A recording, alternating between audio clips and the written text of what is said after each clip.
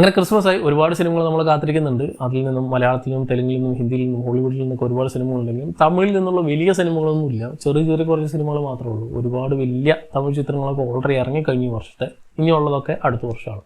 So ഈ വർഷത്തിലെ Christmas റിലീസായിട്ട് നമ്മൾ കാത്തിരിക്കുന്ന സിനിമകൾ വ്യാഴാഴ്ചയുണ്ട്, വെള്ളിയാഴ്ചയാണ് മെയിൻ 2 റിലീസുകളുള്ളത്, 21, 22. സോ 21-ാം തീയതി റിലീസ് വെച്ച് തുടങ്ങാം. ആ ദിവസത്തെ ഏറ്റവും വലിയ റിലീസുകളിൽ ഒന്ന് ഡങ്കി എന്ന ചിത്രമാണ്. ഷാരൂഖ് ചിത്രമായ ഡങ്കിക്ക് ഉള്ള എക്സ്പെക്ടേഷൻ ചെറുതൊന്നുമില്ല. കാരണം അതിൻ്റെ ഡയറക്ടർ രാജ്കുമാർ ഹിരാനിയാണ്. ഈ വർഷത്തെ 3ാമത്തെ ഷാരൂഖ് ചിത്രം കൂടിയാണ്. ഓൾറെഡി 2 ഹിറ്റുകൾ, അതും ബ്ലോക്ക് ബസ്റ്റർ 1000 കോടി കളക്ഷൻ മേലെ നേടിയെടുത്ത 2 സിനിമകൾ. ഓൾറെഡി 2000 കോടിക്ക് മേലെ ഇദ്ദേഹത്തിന് ഈ വർഷം തന്നെ ഗ്രോസ് കളക്ഷൻ കിട്ടിക്കഴിഞ്ഞു അദ്ദേഹത്തിൻ്റെ സിനിമകൾക്ക്. ദെൻ അടുത്ത അത്തരത്തിലുള്ള ഒരു ഷുവർ ഷോട്ട് സംഭവമായിട്ടാണ് ഷാരൂഖ് വരുന്നത്. ദെൻ ഹിരാനി ചിത്രങ്ങൾക്ക് തന്നെ ഒരു പ്രത്യേക ഫാൻ ബേസ് ഉണ്ട്. അധികം സിനിമകളങ്ങനെ ചവറ് പോലെ മുമ്പ് ചെയ്യില്ല. ചെയ്യുന്ന സാധനങ്ങൾ കിടിലായിട്ട് ചെയ്യുക. അതിപ്പോൾ അദ്ദേഹത്തിൻ്റെ ട്രാക്ക് റെക്കോർഡ് നോക്കിയാൽ തന്നെ നമുക്കറിയാം. സോ അതുകൊണ്ട് തന്നെ ഇവർ രണ്ടുപേരും കൂടിയുള്ള കോംബോ എങ്ങനെയായിരിക്കും എന്നുള്ളത് ഭയങ്കര ആകാംക്ഷയോടാണ് കാത്തിരിക്കുന്നത്.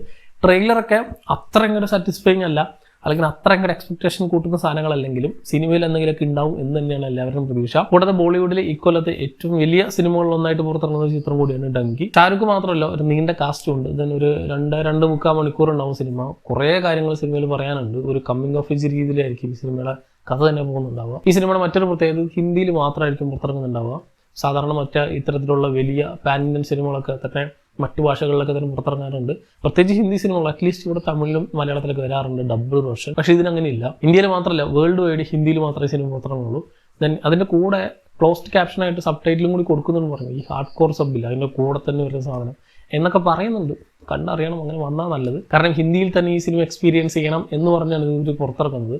സോ അതിലെന്തായാലും സബ് ടൈറ്റിൽ ഹാർഡ് കോറായിട്ട് വയ്ക്കുന്നതായിരിക്കും നല്ലത്. സോ കണ്ടറിയാം ഡങ്കിയിൽ സബ് ടൈറ്റിൽ ഉണ്ടാവും എന്നുള്ളത്. ഡങ്കി അങ്ങനെ 21-ാം തീയതി, അതായത് വ്യാഴാഴ്ചയാണ് റിലീസ് ചെയ്യുന്നത്. ഇതേ ദിവസം തന്നെയാണ് നമ്മുടെ ലാലേട്ടൻ ചിത്രമായ നേര് എന്ന ചിത്രം പുറത്തിറങ്ങുന്നത്. സോ ജിത്തു ജോസഫ് ലാലേട്ടൻ കോംബോയിൽ പുറത്തിറങ്ങുന്ന ഏറ്റവും പുതിയ ചിത്രമാണ്. ഇവരുടെ കോംബോ വർക്കൗട്ട് ആയിട്ടുള്ള നമുക്കറിയാം. ദൃശ്യത്തിലും 12th മാനിലൊക്കെ നമ്മൾ കാണുന്നതാണ്. പക്ഷേ 12th മാനൊക്കെ എന്നെ സംബന്ധിച്ച് അത്ര വലിയ പടം എന്നല്ല, ഒരു OTTക്ക് വേണ്ടി പുറത്തിറങ്ങിയ ചെറിയൊരു സാധനം.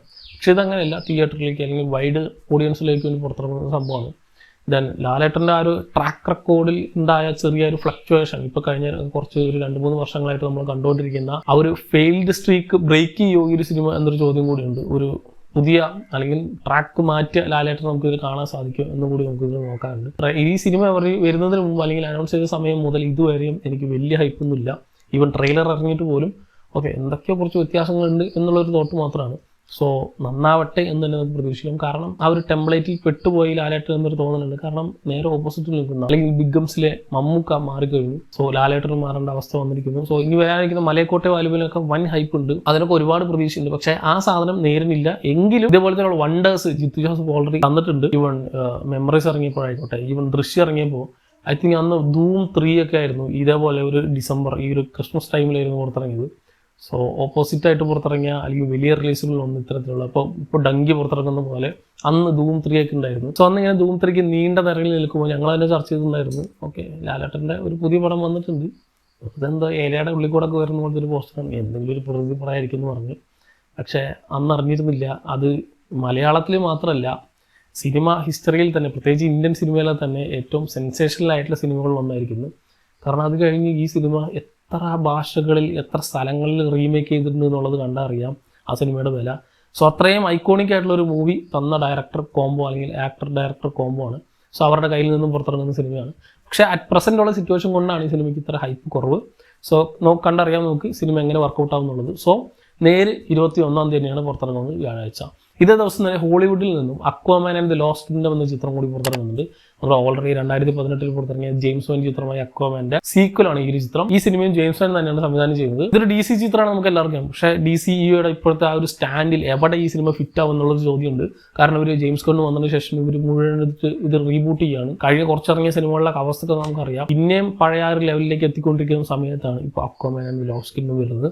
അതുവരെ ഉണ്ടായിരുന്ന DCയെ വേറെ ലെവലിലേക്ക് എത്തിച്ചൊരു സിനിമയായിരുന്നു ആദ്യത്തെ അക്വാമാൻ. കാരണം നമ്മൾ സ്ഥിരം കണ്ട് ശീലിച്ച ആ ഒരു DC ചിത്രങ്ങളിൽ നിന്നും എന്തൊക്കെയോ വ്യത്യാസങ്ങൾ നമുക്ക് അവിടെ ഇവിടെ ആയിട്ട് തോന്നിയ കുറച്ച് കളർ പാലറ്റ് വെച്ചിട്ടുള്ള ഒരു സിനിമയായിരുന്നു അക്വാമാൻ. എന്തെങ്കിലുമൊക്കെ കളറായിട്ട് നിങ്ങൾക്ക് കാണാൻ സാധിക്കും. മറ്റേത് ഫുൾ ഇരുട്ടിലാണെന്ന് പറഞ്ഞ് കളിയാക്കിക്കൊണ്ടിരുന്ന സമയത്താണ് ഒരു വെറൈറ്റി അനുഭവം അക്വാമാൻ എന്ന ചിത്രം നൽകിയത്. And it was A great theatre experience. ആ സിനിമയൊക്കെ ഞാൻ കണ്ടത് 2-3 പേര് വെച്ചിട്ടാണ് ഫസ്റ്റ് ഡേ തന്നെ. ഇവിടുന്ന് ഒരു മെൻഷൻ ഉണ്ടായിരുന്നില്ല. സാധാരണ മാർവൽ ചിത്രങ്ങൾക്ക് കിട്ടുന്ന അത്രയും പോലും റിസപ്ഷൻ അക്വാമാനൊന്നും കിട്ടിയിട്ടുണ്ടായിരുന്നില്ല എന്ന് എനിക്ക് തോന്നുന്നുണ്ട്. കാരണം ഇവിടെ നമ്മുടെ നാട്ടിൽ പക്ഷെ പുറത്തൊക്കെ അത് വൻ ഹിറ്റായിരുന്നു. DC-യുടെ തന്നെ ഹയസ്റ്റ് ഗ്രോസിംഗ് ഫിലിംസിലൊന്നായിരുന്നു അക്വാമാൻ. സോ അതേപോലെ തന്നെ നല്ലൊരു തിയേറ്ററിക്കൽ എക്സ്പീരിയൻസ് ആണ് ഞാൻ പ്രതീക്ഷിക്കുന്നത് അക്വാമാൻ ദി ലോസ്റ്റ് കിങ്ഡത്തിൽ. സോ ഈ സിനിമയുടെ ഔട്ട്പുട്ട് അല്ലെങ്കിൽ ഇത് DC-യിൽ എവിടെ ഫിറ്റ് ചെയ്യും, അല്ലെങ്കിൽ ഇനി അതിൻ്റെ കണ്ടിന്യൂഷൻ, ഇനി അടുത്ത പാർട്ട് വരുമോ, അങ്ങനത്തെ കുറേ ചോദ്യങ്ങളുണ്ട്. സോ അതൊന്നും മറന്നേക്കുക, അതൊന്നും ഉണ്ടാവാനുള്ള ചാൻസ് ഇല്ല. കാരണം ഈ സിനിമ തന്നെ ഒരുപാട് ഡിലേ കഴിഞ്ഞിട്ട് പുറത്തിറങ്ങുന്ന സിനിമയാണ്.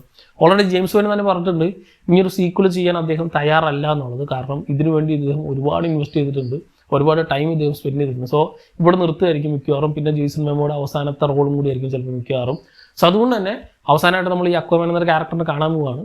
സോ DCEUവിൻ്റെ അല്ലെങ്കിൽ DC-യിൽ എവിടെ ഫിറ്റ് ചെയ്യുന്നുള്ളത് മറന്നിട്ട് ഒരു സ്റ്റാൻഡ് അലോൺ മൂവി ആയിട്ട് അല്ലെങ്കിൽ ഫസ്റ്റ് പാർട്ടിൻ്റെ ഒരു കണ്ടിന്യൂഷൻ എന്ന രീതിയിൽ കണ്ടുപോക്കാം എന്നതാണ് എനിക്ക് പറയാനുള്ളത്. സോ ഹോളിവുഡിലെ വലിയ റിലീസുകൾ ഒന്നായിട്ട് പുറത്തിറങ്ങുന്ന ചിത്രമാണ് അക്വാമാൻ ദി ലോസ്റ്റ് കിങ്ഡം. ഇവിടെ ഇന്ത്യയിൽ 21-ാം തീയതിയാണ്, വേൾഡ് വൈഡ് 22-ാം തീയതി ആയിരിക്കും പുറത്തിറങ്ങുക. സോ പക്ഷേ നമ്മുടെ നാട്ടിൽ ഈ 21-ാം തീയതി. സോ 21-ന് I think 3 പടങ്ങളുണ്ട്, ഡങ്കി, നെയ്രൻ, Aquaman the lost kingdom.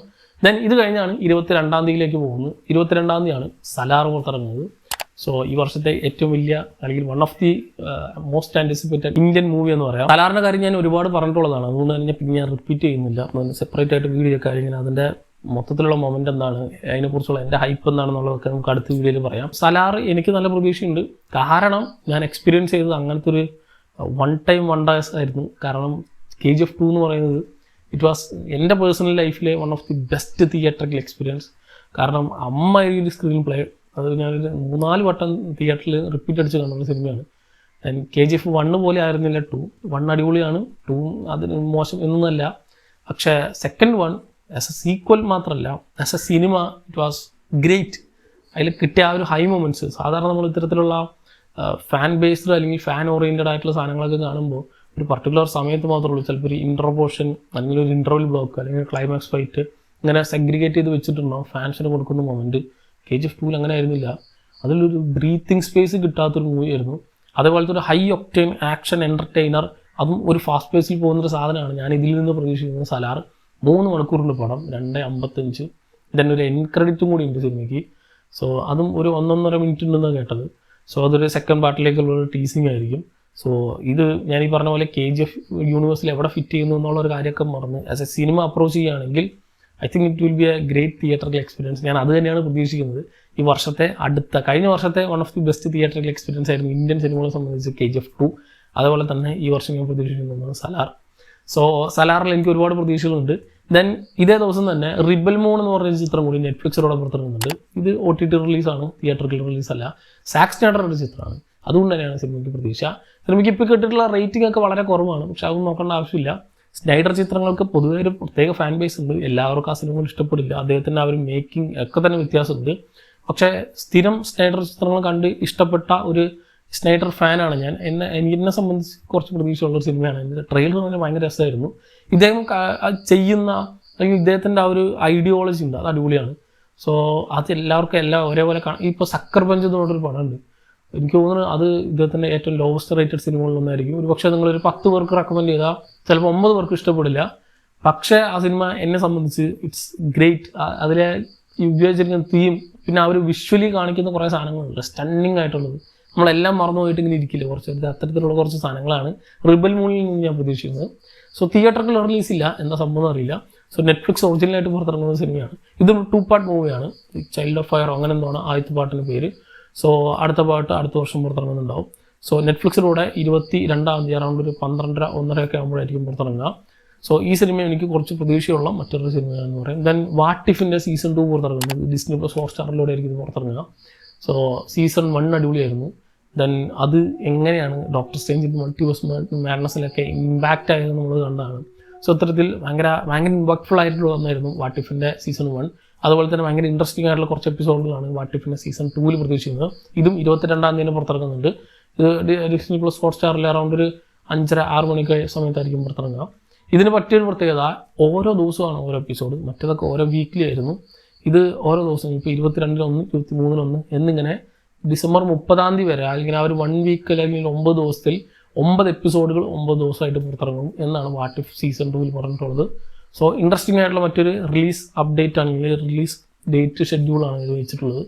So ഇത്തരം സാധനങ്ങളാണ് ഡിസംബറിൽ അല്ലെങ്കിൽ ഈ ഒരു ക്രിസ്മസിൽ നമ്മൾ കാത്തിരിക്കുന്ന മെയിൻ അല്ലെങ്കിൽ മോസ്റ്റ് ആൻറ്റിസിപ്പേറ്റഡ് ഐറ്റംസ് എന്ന് പറയാം. ഇതല്ലാതെയും ചെറിയ കുറച്ച് സിനിമകളൊക്കെ പുറത്തിറങ്ങുന്നുണ്ട്. പക്ഷേ ബിഗ്ഗീസ് എന്ന് പറയാൻ പറ്റുന്ന സിനിമകളും സീരീസുകളും OTT റിലീസൊക്കെയാണ് ഞാൻ ഈ പറഞ്ഞത്. ഇതിൽ തന്നെ നിങ്ങളേറെ ആകാംക്ഷയോടെ കാത്തിരിക്കുന്ന, നിങ്ങൾക്ക് ആദ്യം കാണണമെന്ന് തോന്നുന്ന ഏതാണെന്നുള്ളത് താഴെ കമന്റ് ബോക്സിൽ കമന്റ് ചെയ്യാം. മറ്റൊരു വീഡിയോയിൽ വീണ്ടും കാണാം. നന്ദി.